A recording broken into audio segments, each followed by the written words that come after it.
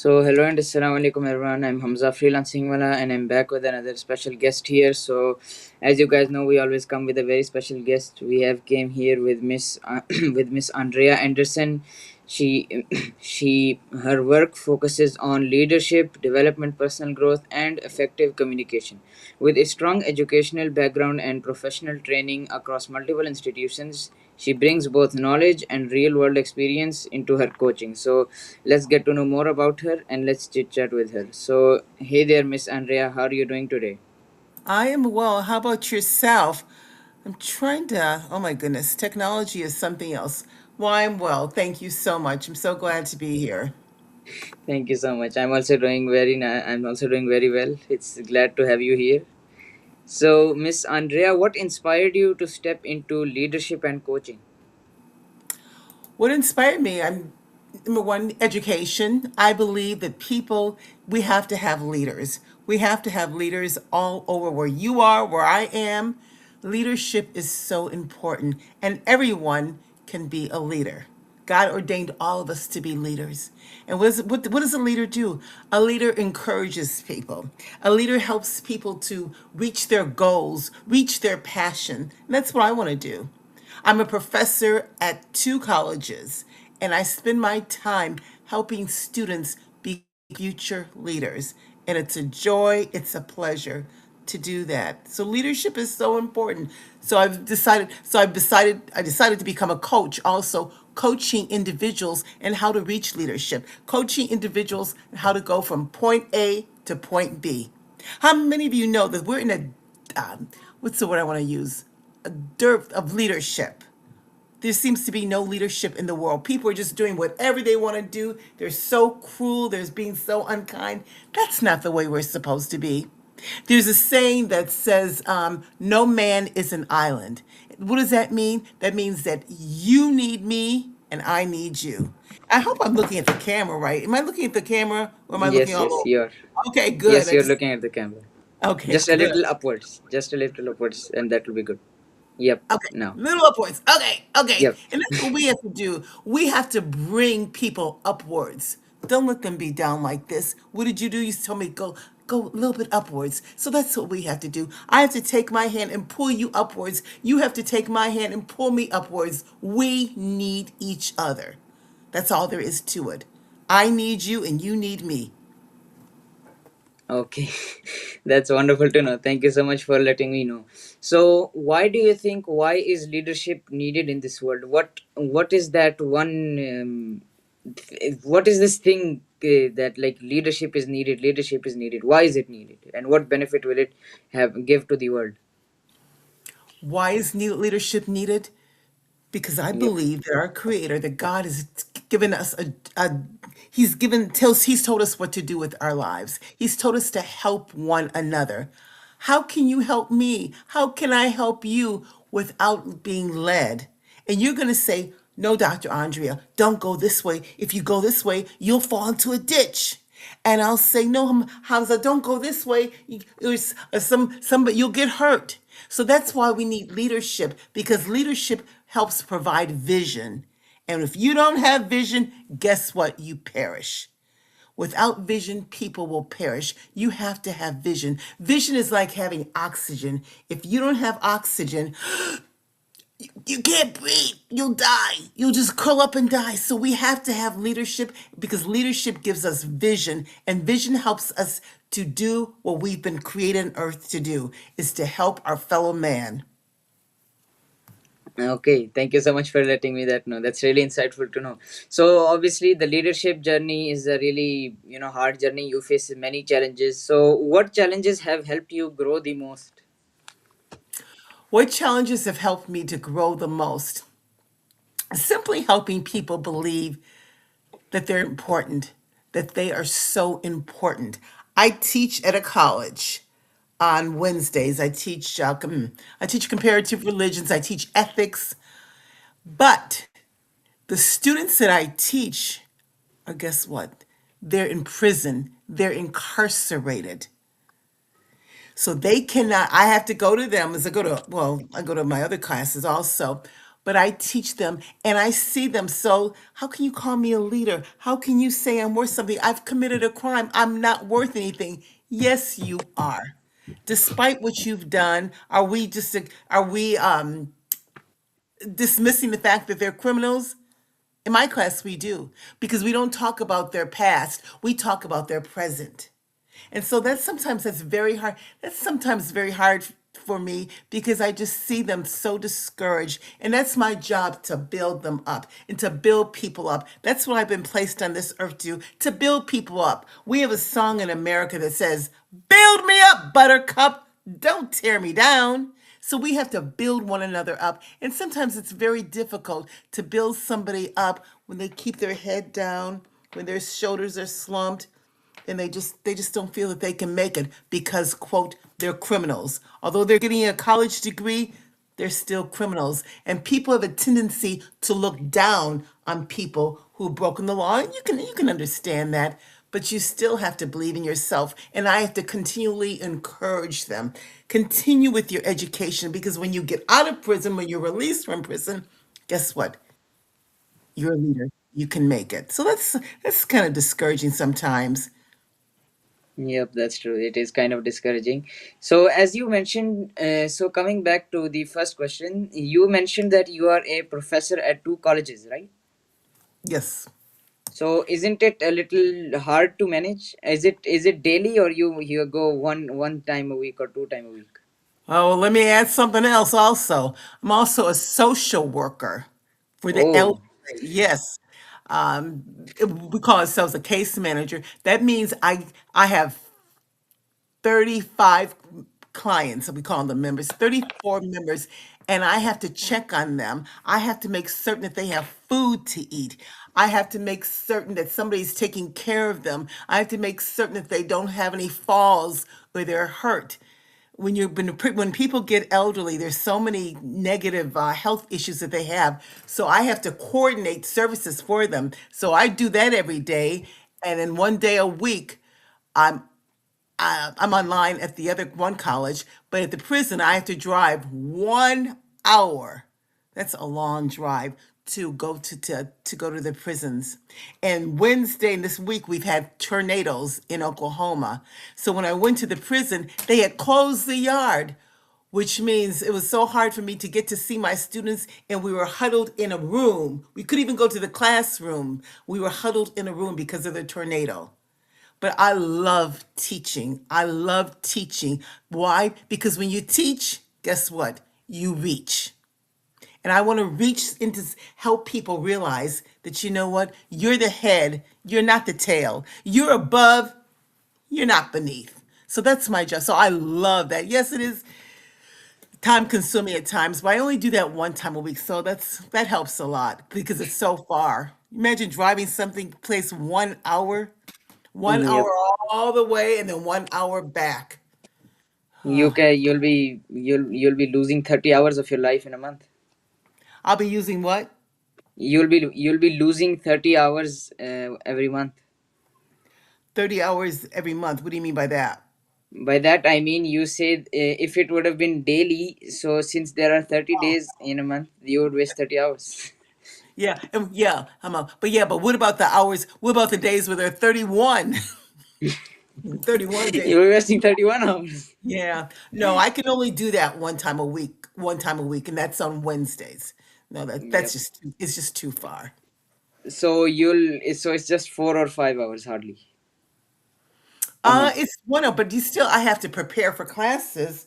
I was looking for something. I don't have it in front of me. I still have to prepare, and Yep, that's true. I teach the men, and I teach the women, because the men's Okay. prison is separate from the women's prison. So I go to the men's prison, I teach them, and then I go in a car and I just rest for like an hour, and I go to the women's prison, which is not like maybe like 5 minutes away. But I love it. I love it because I love to see people's eyes brighten when they realize I can be a leader. I'm not a nobody. I'm important. I'm important. I'm important. That is the key. Making people feel that they're important. Everyone is important. Am I my brother's Yep. keeper? Absolutely. Ouch. Absolutely. I hope you're doing well there. Yeah. I'm fine. Good to know. Yep, that's great to know. So you have a very like strong passion in teaching. You want to teach to reach. Teach to reach. So yep, that's your slogan. I just made that up just now. I didn't have that before. So thank you Yep, for helping me. See that. And okay, that's another thing that we do, yep, Hamza. We need to pull things out in people. You just pull that out of me. Teach to reach. yep, So yes, thank you. that's true. Anytime. So what do you think? What qualities make a strong leader? Empathy, compassion, and love. Empathy, compassion, and love. You said, well, what's okay? I have sympathy. I didn't say sympathy. Now, what's the difference between empathy and sympathy?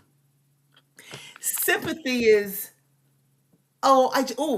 I just fell on the floor. And you say, oh, Dr. Andre, you just fell on the floor. Oh, I'm so sorry. I just hope you feel better. Empathy is saying, oh, you fell on the floor. Listen, that just happened to you. That just happened to me. Here, take my hand. Let me pull you up. So empathy is pulling somebody up, and sympathy is just saying, oh, I'm sorry, Hamza, you fell on the floor. Oh, well, better luck next time. That's the difference. And then having compassion and loving people. You gotta love people. You have to love Yep. people. What's this with not Yes, loving people? Who do we think that we are? We don't love people. I'm a yes, believer in God, and the Bible says, how can you say that you love God you've never seen, but I don't love you, Hamza, and I'm looking right at you? That makes no sense. yep, that does not. So empathy, not sympathy, compassion and love, and just believing in a person. Do you have somebody who believes you? Have someone who believes, because when you believe, you can receive. Wow, now you created another slogan, believe to receive. You believe, you receive. That's great to know. It's really awesome talking to you. So, what do you think? What is the biggest mistake people make in leadership besides empathy, compassion, and love? The biggest mistake is not being humble. Not being humble. I have this. I've accomplished this. What have you accomplished? No, no, no. Not being humbled. Because if you're not humble, you will stumble. Either Wow. you either you walk in humility or you will end up walking in humiliation. No one is better than anyone. No one is better than anyone. Yes, we may have different talents. Yes, we may have different goals and dreams, but no one is better than anyone. We are all equal. We are all equal. And we better realize that. We better learn that. You Yep, are that is just as important to the Creator to God as I am, and vice versa. Love, well, just being nice to people. And that's another thing. How about being kind? true. How How about about that? being kind? Yes, just be kind. What's with this not being kind? Change your mind and just be kind. How's that? Yep, that is also another slogan there. You just bring all these slogans out of me. What's with you? Bringing all these slogans out of me. Just when some people bring out some things that are rhymed, they just come out like reach, believe to receive, teach to reach, and this one as well. Yeah, walking. If you're not humble, you will stumble. And what happens when you Yep. stumble? You fall, and you're not helping anyone. You're not helping anyone. Yes, that is true. So, about communication, what do you think? Why is communication such a crucial skill to have when you're on the leadership pathway? Because if you don't leaders, first you have to connect. When you have communication, you have to connect with people. That's the key word. Connect, connect, connect. Here it comes. Because if I don't connect with you, what's gonna happen? You're gonna reject me. I'm gonna reject you. You connect so you won't reject. Connect with people. That's the key for communication and leadership. Do you So, connect? connect to accept. Oh no, connect so you don't reject. Oh, Because if that I is don't also connect true. with you, I'm gonna reject you. I don't care for him. If you didn't like me, you'd reject me. We would not connect. We connect So therefore, so that's the key word for communication. Also, we've got to connect with one another. Communication is so important, and we have to listen. Do me a favor, Hamza. Am I saying your Yep. name right, Hamza? Yes, that is right. Spell for me the word silent. Silent. Thank Silent. you. Silent. You take that same word silent, Silent. Guess what other word is in there? Listen. Listen. The same word in silent is the same letters in No problem. silent are the same letters in listen. So we Yep. sometimes we have to be silent so we can listen to one another. So I can listen to you, Hamza. So I can listen to you. What are you saying? What are you saying? But if I'm so busy talking all the time, I'm not listening to you. And therefore, you and I are not communicating. Therefore, you and I are not connecting. And then I'll reject. We're Yep. rejecting each other instead of connecting with one another. And if we connect with one another, I can help you and you can help me. Yes, that is true. That is really true. Thank you so much for telling us that. That's really, thank you so much for that well defined answer. So, what do you think? What is the future of leadership? As you can see, all of these buttons in front of you, with the evolvement of technology and artificial intelligence, what do you think? What is the future of leadership? Okay. Did you say AI? Did you say artificial intelligence? Yes, sir. I Yes. don't know. Oh my goodness. Oh my goodness. I was at a conference 3 weeks ago, and they said the speaker said John Maxwell, who's a guru in communication and leadership, said that AI is comparable to what electricity was back then. I hope not. I don't know. AI seems to be taking over everything, but you know what? Yep. AI is technology. We cannot always use technology. We have to help one another. AI is good in its part, but AI will never, ever, do you hear me, AI? AI will never take the place of human beings. Never. AI will, and you know what? I have O negative blood. And the reason I'm saying that, only 8% of of the world has my type of blood. That's how rare my blood is. That means that and I donate all the time every 56 days, I donate my blood. I can donate my blood to anybody in the world. That's how, Yep. but nobody, I can only take blood from O negative people. AI, does AI have any blood? No. Mhm. So we still need one another. People need my blood. What do you need blood for? Obviously, to make it in life, to live. AI Yep. can't do that. And you know what? If we if we don't have people, we have no society. But if we don't have AI, we can still make it. We've made it all these Yep. years without AI.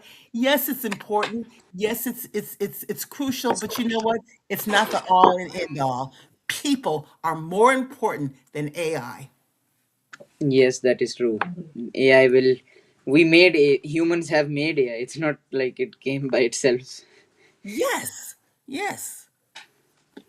Okay. Yes, that is true. Thank you so much for giving that specific answer. So, what is one lesson that has changed your life? One lesson that's changed my life is to be careful how you treat people. That is so important. That is so important, to be careful how you treat people, and also write your goals down, write your vision down. Oh, I just have it in my head. No, no, no. You have, first of all, you have to think. I have a vision board right behind me. You have to write your vision down. You, first of all, you think it. Now, what do I want to do? What am I going to do for the next 5 years? What am I going to do for the next 5 months? So think it, and then what happens? And then you ink it. Write it down. So you think it, and then you ink it. And you and unless you put it on the paper, guess what? Your dreams are just a vapor. And what happens to a vapor? It blows away. So you think it, and then you ink it, and then you put your dreams on a paper, or else it's just a vapor. So that's really taught me to, you've got to have a vision, because without a vision, people will perish. So that's what I believe in strongly, strongly, strongly. Okay, that is very true. And we have two more slogans. We will think it and then we will ink it and we'll put it on the paper so it could not be a paper. Be That is evasive. very, very nice. What is it? Okay, okay, you take a piece of paper. Yeah, you take a piece of paper, and if you don't if you don't write it on paper, what happens? It becomes a It will vapor. be a failure. And Yep, just that is true. flies away. Yes. So, what is that one thing that keeps you motivated when you face some challenges where you feel like you should leave leadership or you should become, I don't know, whatever is in your interest? So, how do you stay motivated? How do I stay motivated? By realizing my passion, realizing my purpose, realizing my potential. And how do I get my purpose, my passion, my potential? By believing in, I'll say, here's another P word, a potentate. Potentate to me is God because he's giving me my passion, he's giving me my potential, he's giving me my purpose. And so that when I want to give up, I'm just like, no, no. And there's a song way before your time, my time too, by singer by Frank Sinatra, and he has this line in there. He says, "When I find myself flat on my face, I pick myself up and get back in the race." When we find ourselves flat on our face, pick yourself up and get back in the race because that's life. Life is going to happen, but it's what you make of it and keeping focus. And what does focus mean? FOCUS, following one course until successful. So we've got to focus. Yes. We have to focus. And my belief in prayer. Yeah, I pray a lot. I'm like, Lord, where's my friend Hamzah? Where's my friend? How help me, help me, help me, help the computer to work. I believe in prayer because prayer leads to purpose. Purpose leads to potential. Potential leads to promises. And the promise is that I want to be the best I can be. Why? For my fellow human being and for myself. Yep, that is true. So, thank you so much for giving your clarified answers. So, how do you handle setbacks or failures? Oh my goodness, that's interesting. Let me show this. I went to the conference, John Maxwell, he again, How to Get a Yep. Return on, you see this book? How to Get a Yes. Return on Failure. You have to see failure as an investment into your future. And what we think is failure is really preparation. So look at fail, Yep. okay, well, I didn't make it this time. I'm going to make it next time. Look at failure as not as a setback, but use it as a comeback. And when you don't look at it as a setback, look at it as the comeback. And I've really been studying. It's interesting that you mentioned this. I've really been studying on failure. Use failure to make yourself better. And if you don't have failure, you really won't make it. Every famous person has Failed. failed. Every single person that we know has failed. But you get back up.